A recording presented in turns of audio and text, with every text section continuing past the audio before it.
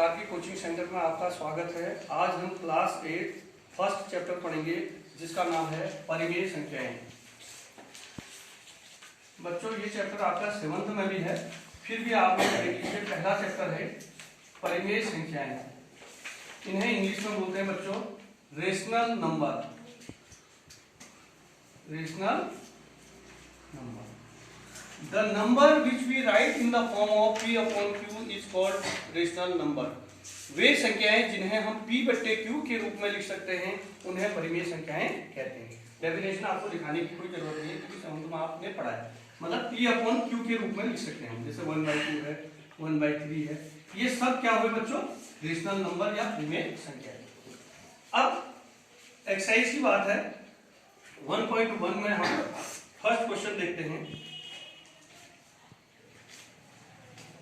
वो कह रहा है निम्नलिखित प्रत्येक में गुणन के अंतर्गत उपयोग किए गए गुणधर्म या गुण का नाम लिखिए। जैसे इसका पहला पार्ट है बच्चों -4/5 into 1 equal 1 into -4/5।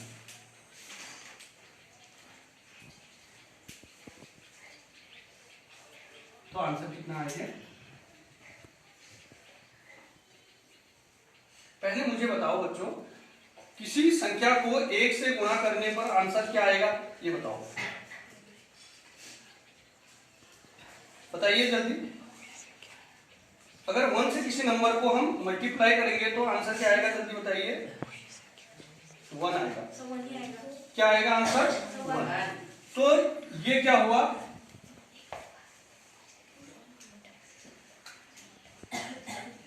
Multiplicative identity,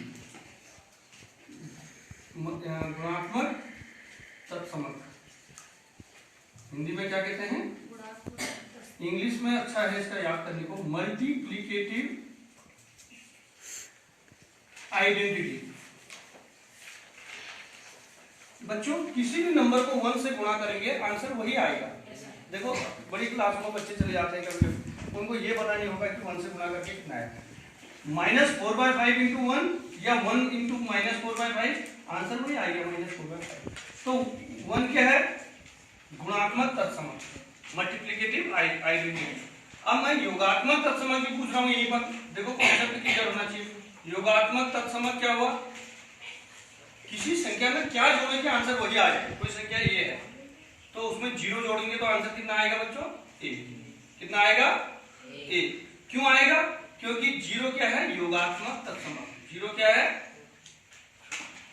देखो हमें इस तरीके से पढ़ना अच्छे से कि अगर किसी में 0 जोड़ेंगे आंसर वही आएगा, 1 से मल्टीप्लाई करेंगे आंसर वही आएगा। 1 गुणात्मक तत्समक है क्योंकि गुणा करके आ रहा है, 0 जो है योगात्मक तत्समक है।